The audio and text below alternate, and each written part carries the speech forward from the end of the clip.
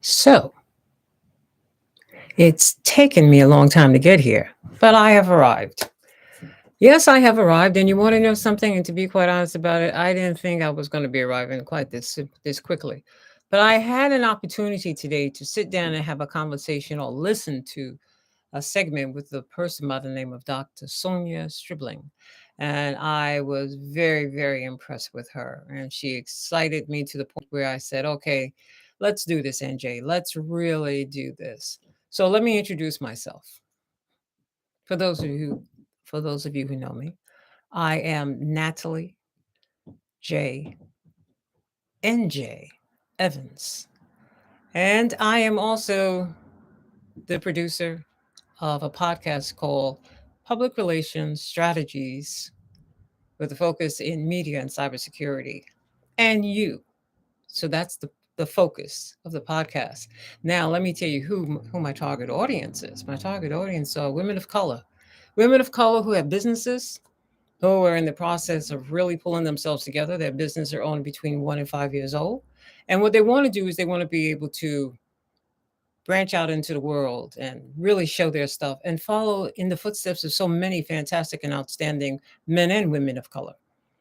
However, we're also now in the 21st century and we're dealing with technology. So I wanted to incorporate, as a public relations person, the media side. I want to incorporate the cybersecurity side, which is a very interesting area for me. And I also know that that's the general direction. And then I also wanted to incorporate in this the you side, meaning you are the person that's going to have to deal with all the stress and the strain, and you're going to have to get your physical body in place, and you're going to have to get your spiritual body and your mental body and all of that together so that you're able to endure and compete. Now, why do I want to do this? That's the question. I'll tell you something in a nutshell, because I've had 4 different lifetimes. So, in a nutshell, what I'll say to you is this: yes, I am a native New Yorker. Yes. And at the age of 20 years old, I competed in a program, in the Model Cities program, it's called. They solicited or looked out for artists in the community of Brooklyn. I was residing in Brownsville, Brooklyn. So I'm from the projects, guys. I'm originally from Spanish Harlem, but anyway, that's a different story. So, Brownsville, Brooklyn. And I was a divorcee with a one child. Okay. So, my life was pretty all right, I guess you could say. So, I entered into this competition out of 300 entries. I was one of 25 that was selected. And I was going to be trained on equipment at Brooklyn College. And this is where I was for a year. And I learned television and radio production and fell in love. And when I tell you that I fell in love with it, I fell in love. Because you see, my dad was a World War II vet, and he was also involved with communications, and he was involved with the filming side. So when he met my mom, he already had that under his belt. My mom, on the other hand, this lady was a concert pianist. Now they get together, and guess what? Myself, being the eldest, and then my siblings, we all learned naturally the film, the television. I mean, the that whole concept.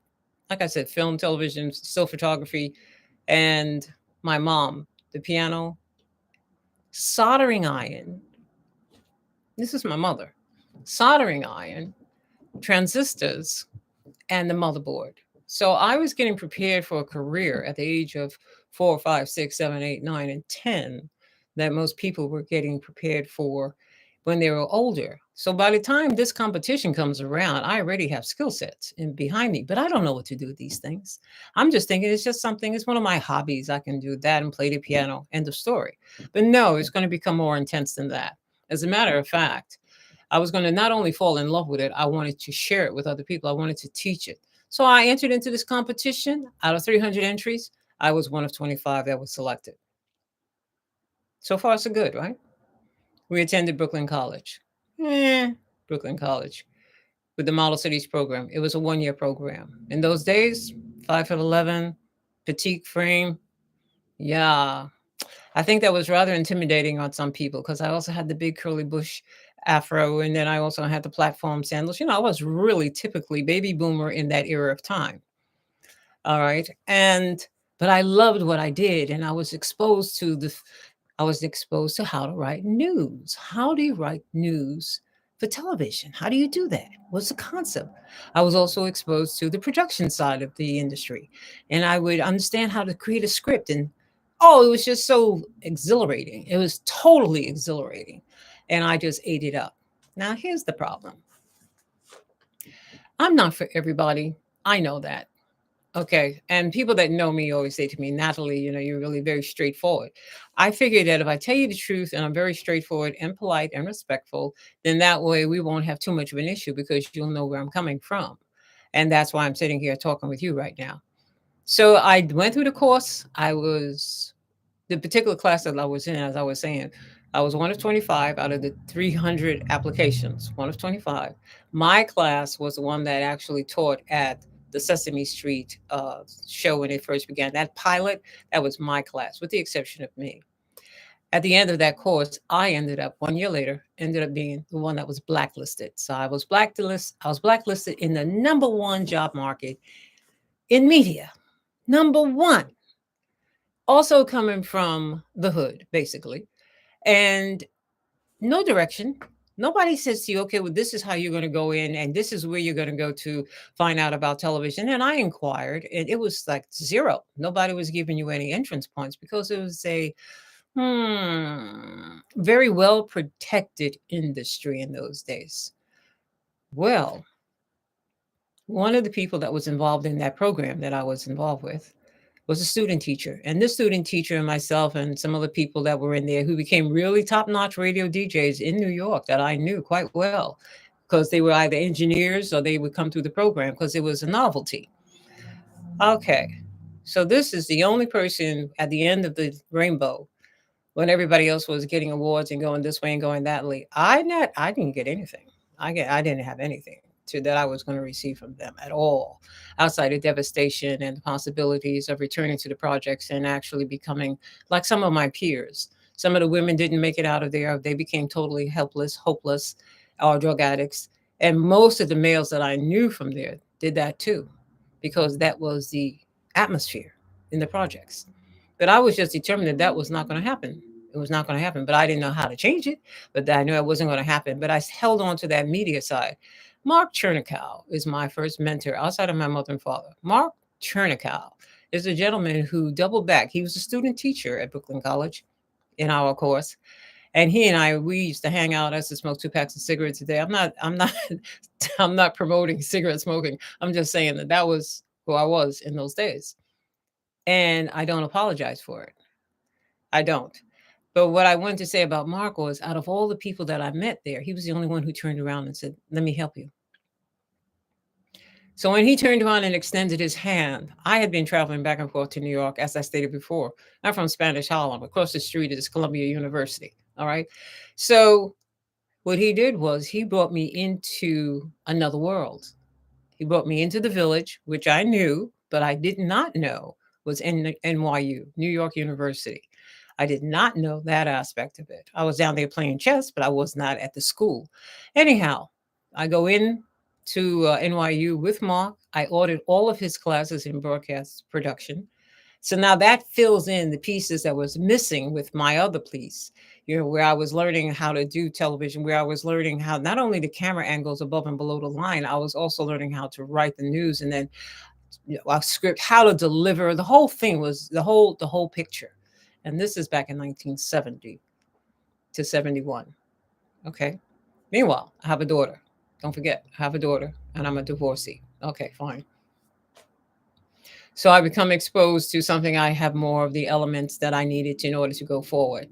So at the end of that particular training, Mark stayed in touch with me, but he also introduced me to actually going live on the radio, reading the news, or I'm going to be writing the news, evening news on one of the local stations, or later on, I ended up going into the community of Brooklyn and I became an independent not only producer, but director. So I was directing a lot of the street fairs and stuff like that, but I was videotaping. I was a video director. I wasn't involved with the orchestration of the actual event itself because that wouldn't interest me. The video side was interesting me. All right. I created a program, met another. This person was going to become my second mentor. And I thank Mark very much for doubling back and paying it forward. He grabbed my hand and let me bring it forward. And my responsibility was to do the very same thing. So I meet another gentleman by the name of Richard Green. He was the city council member, former city council member of Brooklyn, and his name, as I said a minute ago, was Richard Green. Now, what I loved about Richard was the fact that he let me pitch my story. My story was I have a video production course that I created, and I did. And I targeted young people who were in the fourth grade and seventh grade. And I targeted them because that was the catch grades. If they were going to fail a child, it was going to be in the fourth grade or the seventh grade. That was I would say that was the philosophy of the public school system in Brooklyn, New York at that time. And I just wanted to help as many as I could. So what Richard did is he said, okay, I pitched, he listened. He says, I have some kids. I ran a pilot. And then he says, you're on.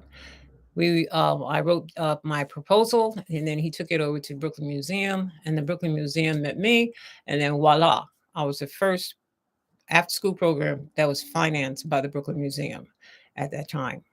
And I was the first one bringing in video productions as an after school program. So I did that, ta da ta da ta ta, right? Finished that particular program, met state representative, became an education liaison, but I started moving forward, is what I'm saying to you. And I'm coming from out of the projects, and I'm coming as a divorcee. And if you know anything about that area of time, it was a stigma. It was a stigma. And I was just determined to ignore it because I had an agenda. My own agenda was that I am going to succeed where others have felt that I should have failed. And I was not going to fail, no matter what. So I keep going forward. Then I take up with some other projects, and I'm really building my own business as a 1099. So that means an independent 1099. And then I had a personal life. The personal life got in the way for a period of time. And then I came back online. And when I came back online, by this time, I was ready to leave New York. So, myself and my children at this point, I said, let's get out of New York. And I headed straight to California. I wanted as far away from 13-degree weather as I could possibly get. And I went to California. And in California, my career was going to pick up again. That and retail. I couldn't stand retail. But anyway, and I had to find a way to make myself noticed in that particular community. And I didn't know the entrance points there either, but I believed that I could do it. And I knew what I carried with me, and I had a very strong portfolio. Well, it was nothing like the portfolio that I was going to develop in California because without going into that whole, I was in California for 11 years. Without going into the 11 years of what had transpired, I'll say this much to you. I was able to be guided by, I feel, my spirit. My spirit loved me and it guided me to meet different people, and different people introduced me to other people, and other people introduced me to another person. And this one woman called me one day and said to me, you don't know me, but I know you, and I know that you've been here at least 3 years now, and I have a proposal for you. Come to my office. Big cheese in the Black community, women of color. You understand? Big cheese. And when I say that, this lady was a top notch person in the community. And she said, I want to propose something to you. And she told me about this money that was available and could I write a proposal for it? And I said, yes, I can. I wrote the proposal. And now I was in the school system as an artist in residence. I don't have a college degree. I'm in the university right now, but I'm taking cybersecurity. But I don't have a college degree, and I didn't have one then. But I had certifications of the yin yang. I was certified in everything that was applicable, everything that was applicable to my industry, and that's what. But the main thing was they saw that I could do what I said I could do. I wrote a program, same after school program, because my side of the fence became the educational component. And I really learned that from Mark because once I was devastated that I could not go into the industry itself directly head on because I needed to have the experience, I decided to take all the educational stuff and compile it, design a program, and use that as my entrance point. While in California, when the former president Bill Clinton was on his campaign trail, the school that I was at, positioned at, was a magnet school. So guess who comes through? At that time, Mrs. Hillary Clinton, the former state Secretary of State. She comes through with her entourage, and the principal of the school decided that my kids were going to be the ones that's interviewed her, because that's what I taught them, how to do interviews and also to run a production. And I had the kids that nobody wanted. I had the latchkey kids, I had the after school program kids, I had the rebels. But the thing about it was they didn't try that with me, because I told them, I said, listen, trust me, you don't want to test me in that area. It's not a good picture.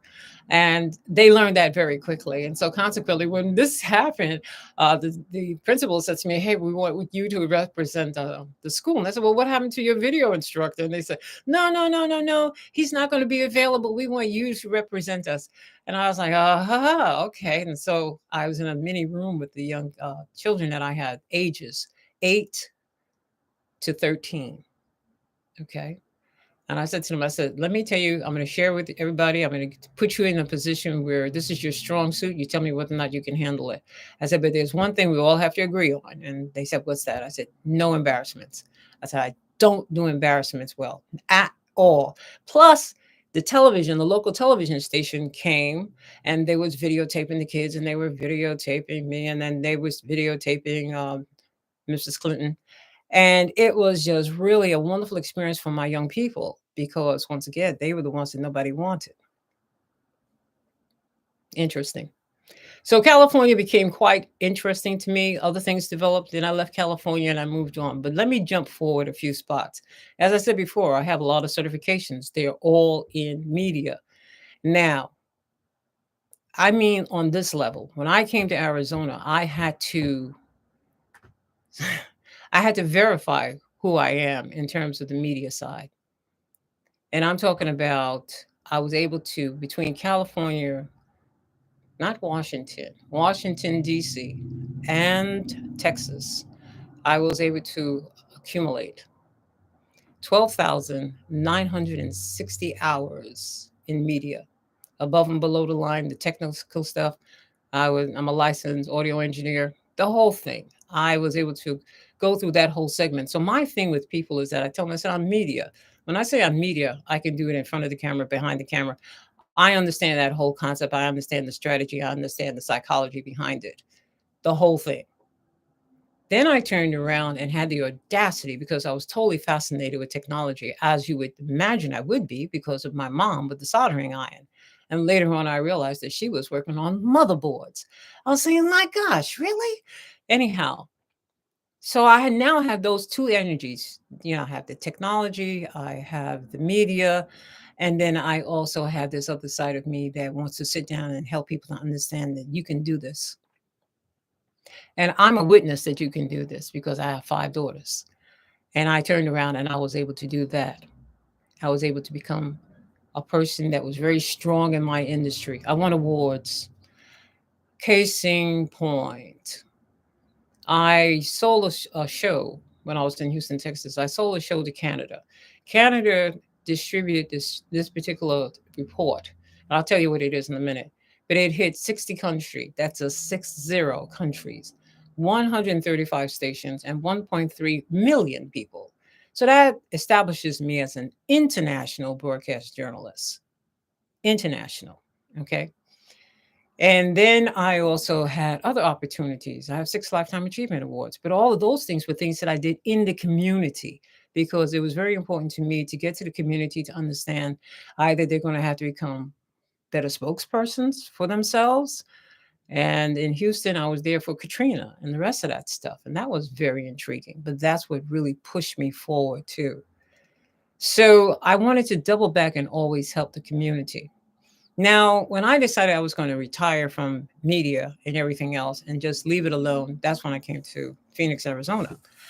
But in being in Phoenix, Arizona, I'm sitting here and I'm looking at everybody and I'm saying, I think I can help you. I watch YouTube a lot. I watch a few of the other stations, but that's because of the background. But I'm also listening to people. I go to events and I've done public speaking. I've done public speaking when I was in all the states that I mentioned. And I said, you know something? I think what I would like to do is help. There's a particular group I want to help, and that's women of color. Now, I say women of color. I used to get in trouble for saying women of color. I had to say black. And I would say, but I'm not really black. But anyway, I said, what is that? But anyhow, I'll tell you this one story. This story I thought was really interesting. I was sitting in a library doing a research on a project that I was working on. And I always go in the children's section of now it's not even a library, it was a bookstore. I'm going to the children's section. I get my little coffee and I sit to the side and I'm working on my projects, books spread out and everything. And all of a sudden, this lady comes out of nowhere and she has a little child and she's sitting like maybe about a table over from me and I'm looking around saying, wait a second, when did this portion of the library become so filled with many, many people that she has to come and sit this close next to me? And so I looked at her and I said, okay. And I started writing again, working on myself. And she's talking so that I could definitely hear her conversation. And then she says to her grandson, you was born in Tanzania. So that makes you an African. And your father and everybody's from America. And that makes you an African American. And I said to myself, well, golly gee willikers, that isn't so. So I was not involved with her conversation per se, but that just validated for me that word African American was not my thing. It wasn't my thing because it didn't apply. And so now we have a search. Let me tell you a story about something that happened in Houston. In Houston, we had a report that I was doing, the one that I sold to Canada. Well, in the process of me really putting that together, I was doing the research work, and then I saw that 13% of the population of Houston, Texas, was women and men of color, African Americans, okay, blacks, colored, Negro, 13%. Okay, okay, 13%. This particular report was on HIV. Do you know that 13% of the population is the number? But I had a report that had 77% of the population, women of color, was infected with HIV slash some AIDS. And I interviewed a few of them. And I said, wow, this is crazy. How do you get those kind of numbers? 77% of 13% of a population? Are you serious? And so I started really paying attention to the number 13% because apparently that's the going number for all the states.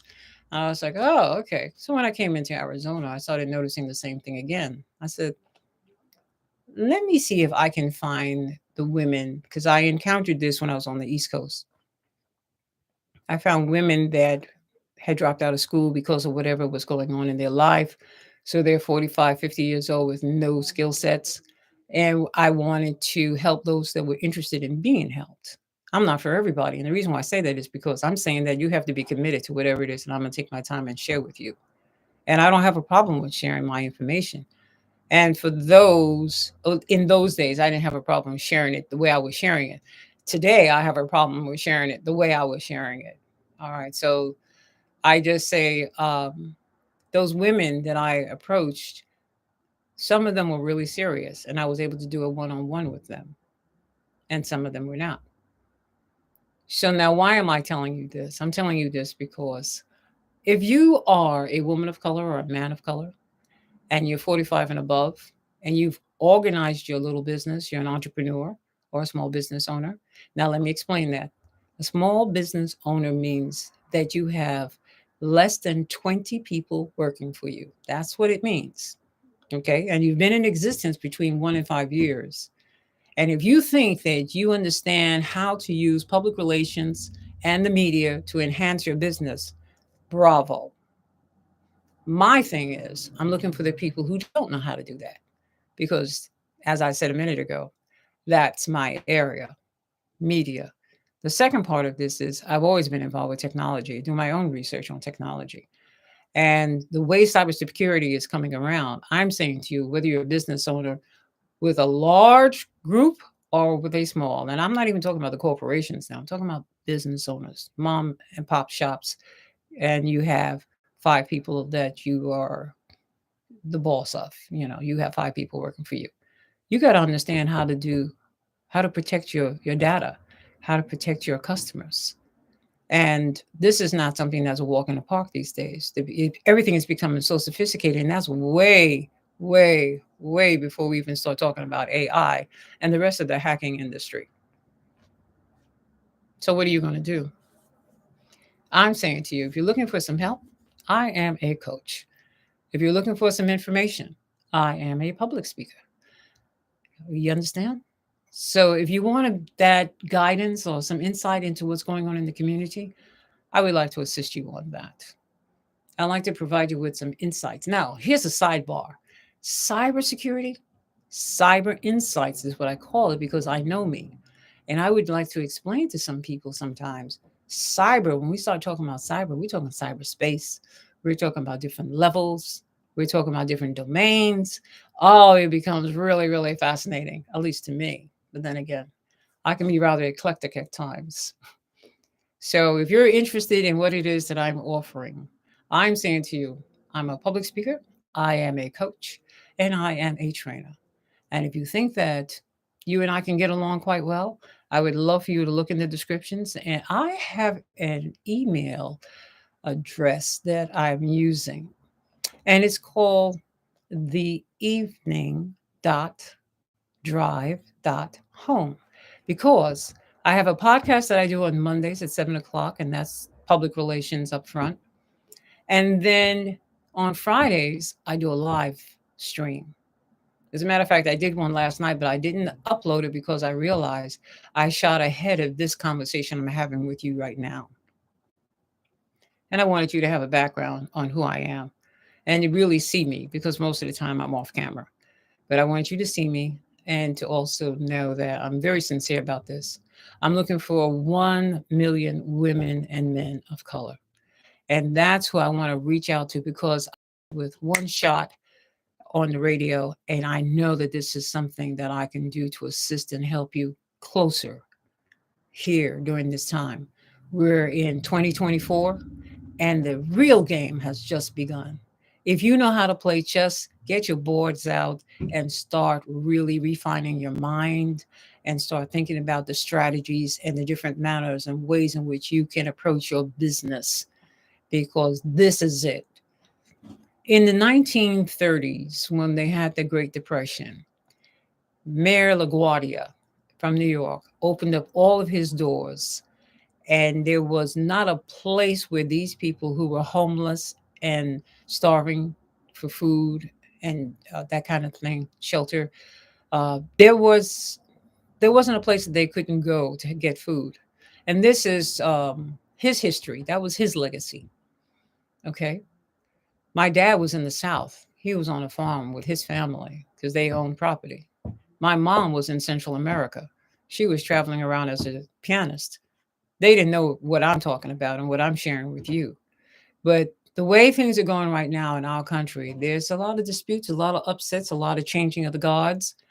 And there are a lot of people who are homeless on the streets. There are a lot of people who have skill sets. There are a lot of things that you need to know in order so that you can take care of yourself.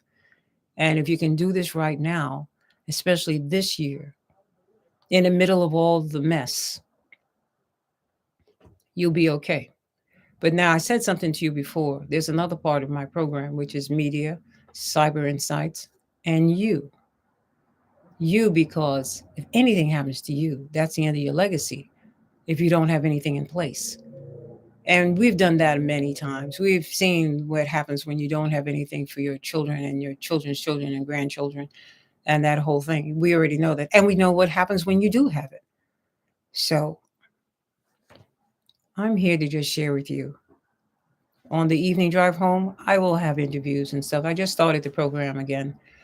I just started that, and I will have interviews with different individuals who can talk about wealth and those things. But I wanted you to know it's going to be something like a stew. It'll have a combination of a whole different lot of different people and things, but it'll be nutritional for you. I promise that for sure. So, as I said before, some people know me as Natalie J. the Night Train from Houston, Texas, when I was on the air.